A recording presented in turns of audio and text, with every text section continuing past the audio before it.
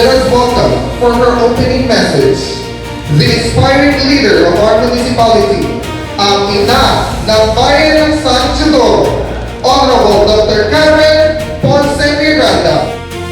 Ito na yung simula. Nandito na po tayo.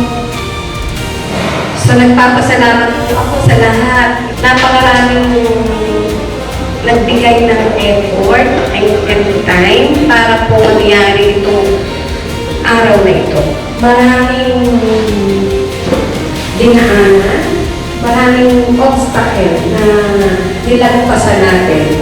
Ito po ay pinagsama-sama, galing, pinagsama-samang idea ng marami. So maraming salamat po.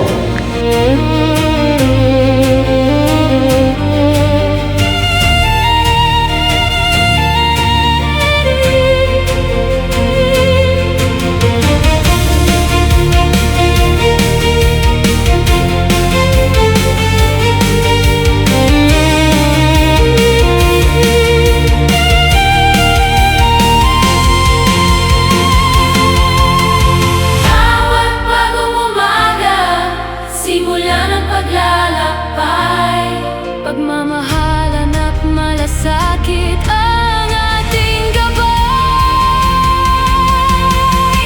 Serbisyo may puso. Natuwa po kasi hindi po lahat ng municipality meron pong ina-offer na colleges. Nagkataon po na meron dito sa atin na magkakatayo nga pong bagong eskwelahan na makakatulong po sa lahat ng kabataan dito sa San Isidoro. Suporta po para po sa mga kabataan.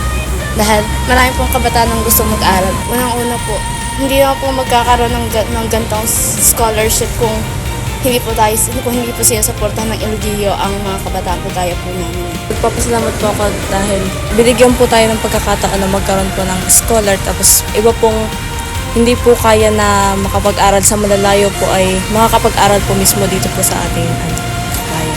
Convenient po siya dahil po malapit lang po dito. Nasa San Isidoro lang po siya at less po na sa expenses po. Masaya po, i-grab ko po talaga yung opportunity dito. Kasi po, less expenses din po. Opportunity na po ito para po makapasok. Iniisip ko rin po yung magiging pamasahe rin po kung mapapalayo pa po.